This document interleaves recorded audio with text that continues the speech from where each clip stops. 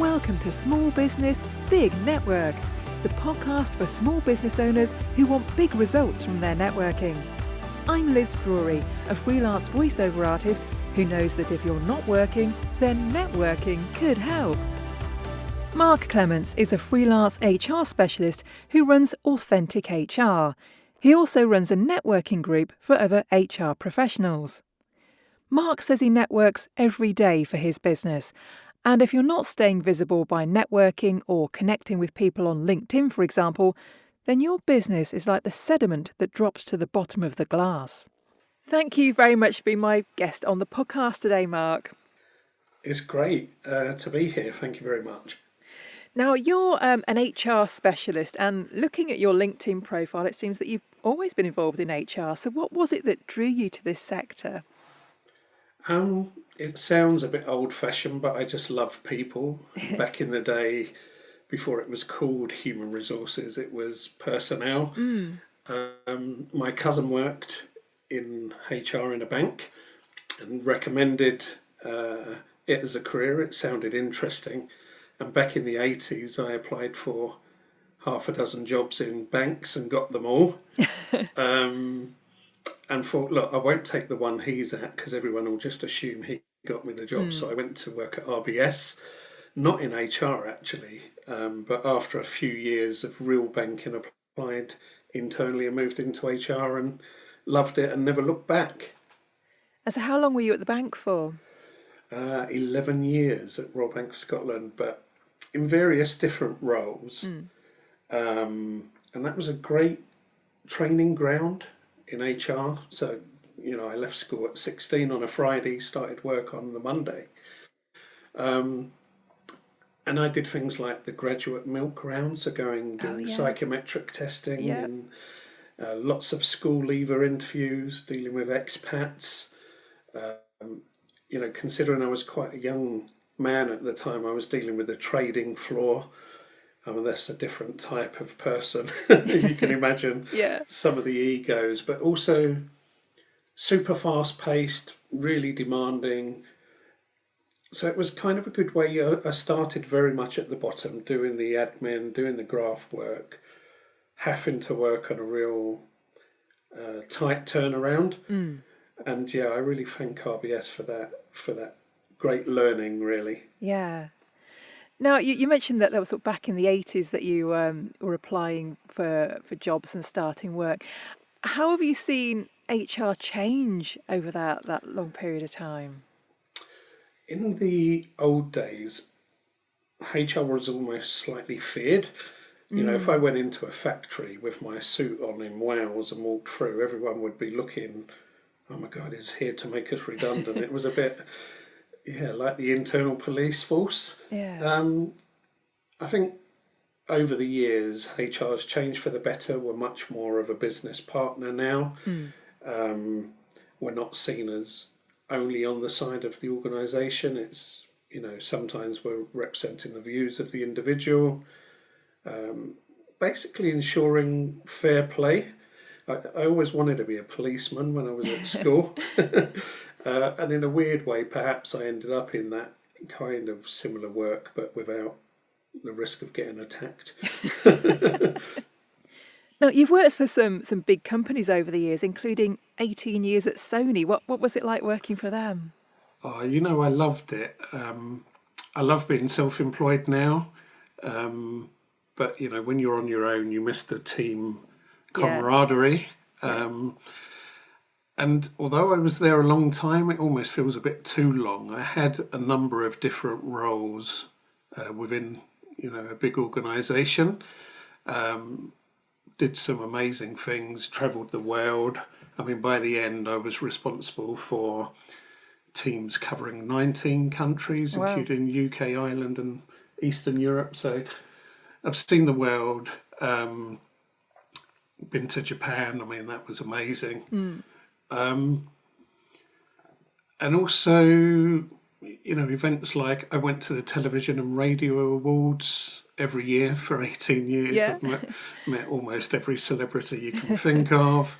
I met the Duke of Edinburgh when I attended on behalf of Sony the opening of a a new site at an outdoor leadership training centre in Kent. I mean, really, really happy memories.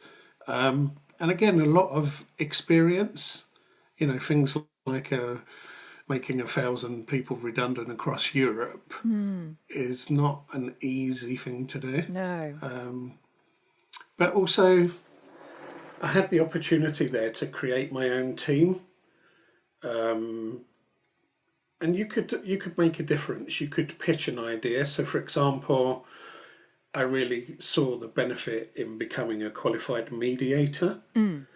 So I trained, Sony funded it, I got my team trained up, and as a self-employed guy, that's something I'm doing and making a living out of at the moment, and can charge a premium for, and it's really rewarding.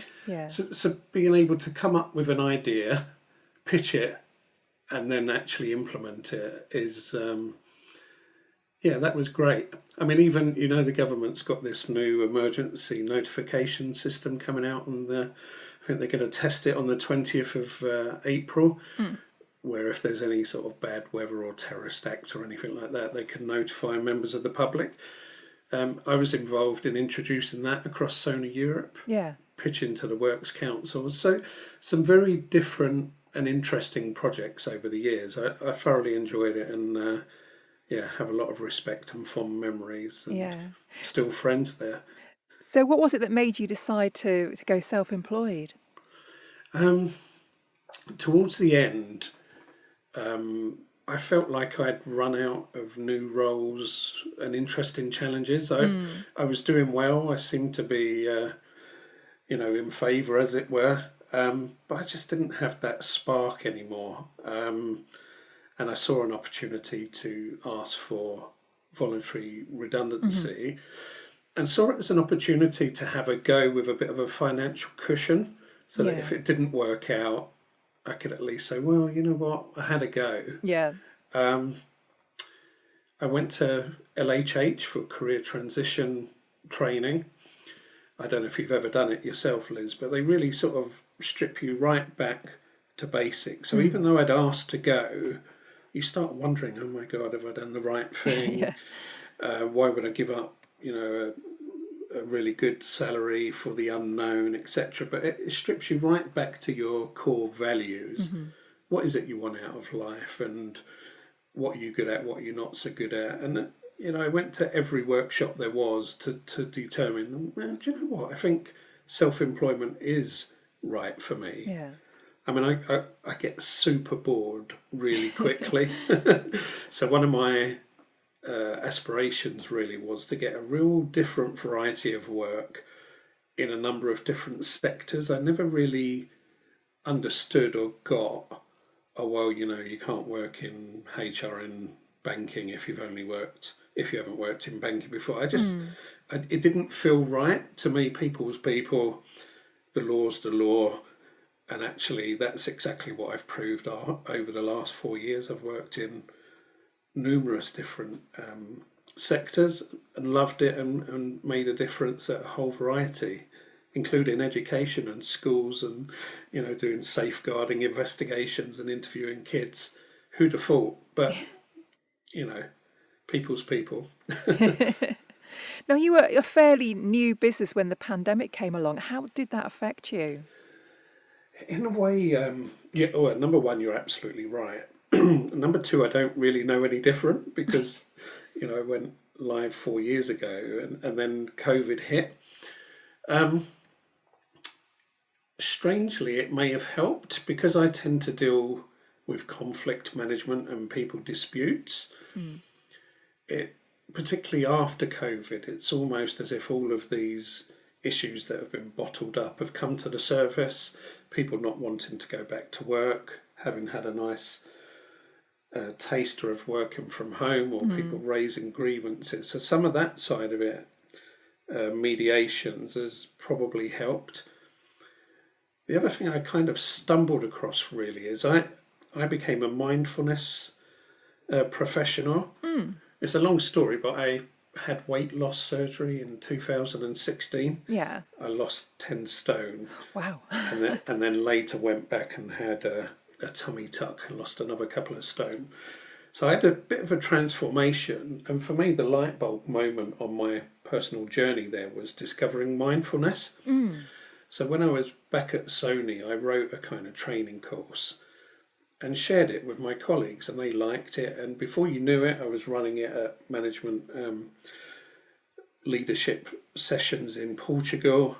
In fact, I can't quite believe it, but I'm lined up to do one now in Milan in May. Oh, nice. So kind of just being adaptable. So I tell my story of, I thought mindfulness was for tree hugger types, but actually there's something very powerful in it. Here's how I discovered it. Here's what it is. Let's practice a meditation together, and here's some tips to live a happier life. So I actually ended up making quite a lot of money and being in demand right in the height of COVID. So I did this session for stressed out nurses that were having to work through it with PPE. Yeah.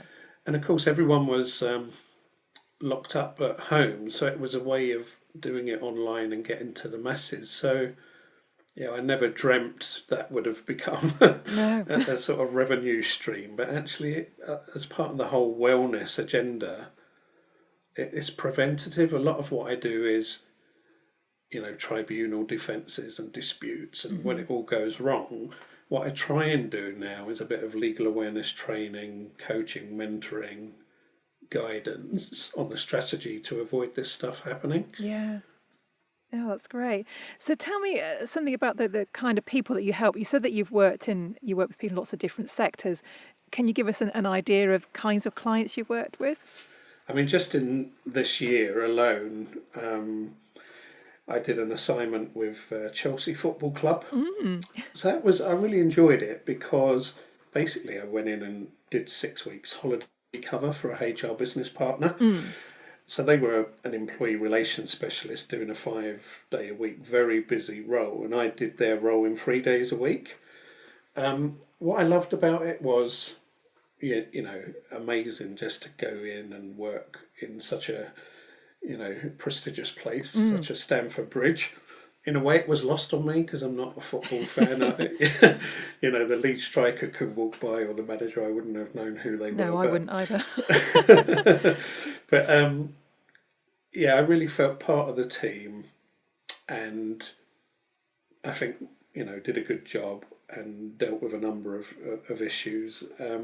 So that was a bit different. I've also recently done a bit of restructuring at the British Eventing, the horse riding organisation, which again was very different. That was a restructuring exercise. I'm the voice of their voicemail system, British Eventing. Thank you for calling British Eventing. Yeah. Oh, wow. Yeah, well, you've got a great voice, and it doesn't surprise me. So, working with the CEO directly there. I've got some retainers, so, I'm in effect the outsourced out HR department, and a helpful advice on the end of a phone to a couple of organisations. A real mixed bag, actually. I've done a lot of repeat work at defence companies and telecoms companies. I mean, I really have ticked that box of, care homes and banks, oil and gas, healthcare, education, you name it. It's great, and I'm not bored. Yeah, plenty of variety there. So with all that variety, is there any such thing as a typical day for you? What would that look like? You know what, there really isn't, actually. And that's what I like about it. I also quite like the fact that I don't have to work every day. Yeah. That took some getting used to be honest. When you've been in the corporate world for 30, 35 years, suddenly you're on your own and then nothing happens. Sometimes I can not work at all for a week or two. Other times it's crazy busy. And in the beginning, when you're not earning, it was like, oh my God, what have I done? Yeah. Whereas now, 4 years in, I've got my head around it. I know through networking, you've got to keep that pipeline open and keep talking to people, even when it's a bit feast or famine. Yes. Even when you're feasting, you still have to put the graft in. And I network every day. whether I'm working or not, to try and keep that pipeline Yeah. coming. I'm lucky, most of my work, or a lot of my work now, comes through lawyers, which is good. They tend to pick up all these sort of disputes and change management programs. They recommend me and I work via them. So it kind of removes some of that pitching for work interview to some extent, Yeah. because you're already coming recommended. So I now enjoy the downtime. And don't panic. Yeah. I think that is just the nature of being self-employed, isn't it? It's the same for me. Some weeks are really busy and other weeks you're thinking, where's it all gone? Exactly. And as I said before, I get super bored. So I live by a to-do list, Yeah. weekends and holidays included. So what I've done is kind of get a schedule, which means I'm never sitting there absolutely, bored stiff, Yeah. twiddling my thumbs. I volunteer as a business mentor with the Prince's Trust. I'm a volunteer trustee on a homeless charity. It's just interesting. It's a bit different. Doesn't necessarily hurt on your CV or your biography. But most of all, it just, I'm giving back, which is actually really rewarding, and much more rewarding than I ever imagined, as a kind of former city boy that was all about money and bonuses. But I must be getting old. But there really is. It's great to give something back and feel like you're appreciated and helping and making a difference. Yeah. Yeah. Now, you mentioned that you sort of networking every day. What kind of format does that networking take? Well, someone we both know is Barbara Fitzpatrick. She runs a networking group called the Kindred Business Networking Group. Yeah. I've been to a lot of groups, but I really like those. They're all self-employed entrepreneurs, a real mixed bag, anything from HR to lawyers to beauticians to travel agents to utility warehouse types, a real mixed bag. But they kind of call them kindred spirits, and it's all about net giving rather than net taking. So they feel like your work colleagues. We have online meetings once every couple of weeks in the UK and Ireland. We meet in person once a quarter in Richmond. So that's been really beneficial, and we kind of take it in turns to have our sort of time in the spotlight. So perhaps I'll do a mindfulness session one day, somebody else will do a demonstration of their photography business and headshots or whatever it might be. So that's been amazing. When I went to LHH, they had this model called 2+2+2. So that really stuck with me, and it's generally saying apply for 2 jobs. This is when you're not working. Apply for 2 jobs every day. Connect with 2 people that you're already connected with just to catch up, and try and meet with 2 new people. And I guess in a way it's simple, but the context of it, or the concept of it rather, is like a compounding. You're always doing something. Yeah. And then suddenly there's hundreds of leads out there. And it always amazes me. I mean, something came up yesterday and I was like, oh, that's a bit out of the blue, that piece of work that's come about. But actually it's not. It's the payback for that networking that may have been 6 months ago. Yes. Yeah. I mean, I really feared networking when I went solo, until I realised, do you know what? It's just chatting to people. I'm a sociable person, bit nosing, not nice to sort of check in, find out what my ex-colleagues are up to. And suddenly I've set my own HR network up my business is called Authentic HR, so I call it the Authentic HR Networking Group. And it's like my old boss, my former team that have now all moved on to new companies and new people as well. So that's good. We have guest speakers come along. It's a very confidential environment. So we go around the room, what's going on in your place, what you're doing about this. All quite big companies, MasterCard, Fujitsu, Sony, the likes. Yeah. And in a way, from a personal point of view, they're all people I would have networked with anyway. Yes. So I get them all in one go. So that, again, I'm not particularly getting anything out of it business-wise, but you never know.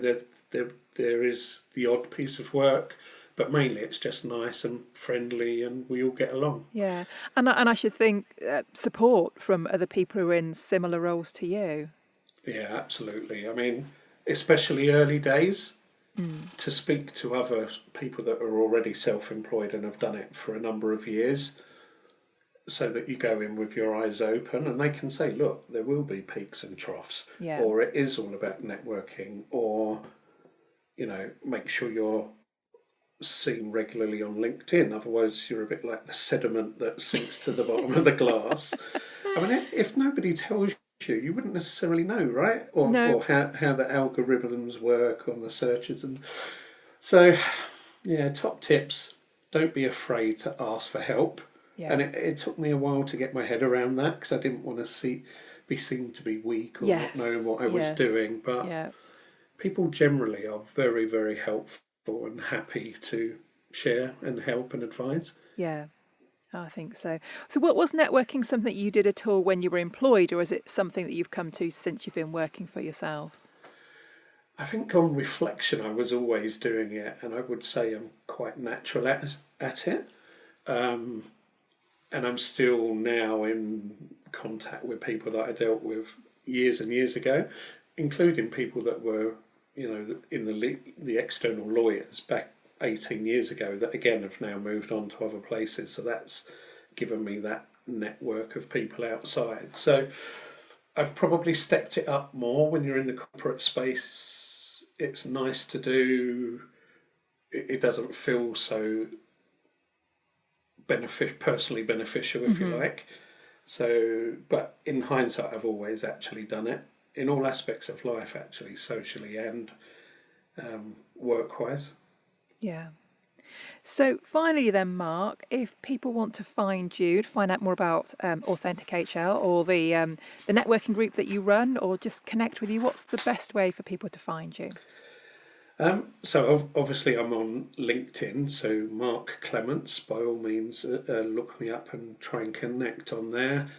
I've also got my own website, which is authentichr.co.uk, and more than happy for you to share my email when you publish this interview if you want to. But I mean, more and more I'm doing coaching, mentoring, life coaching. I've got experience in my wider life of alcohol, debt management, self-harming, you name it, and been there, done it, got the t-shirt on the HR front. So if people want to reach out and arrange a one-to-one coaching session, or they're an organisation that could do with some HR support, or just want to chat and to connect, that would be great. And really appreciate having this opportunity to talk to you today, Liz. So thank you very much for having me. Thank you for being such a great guest.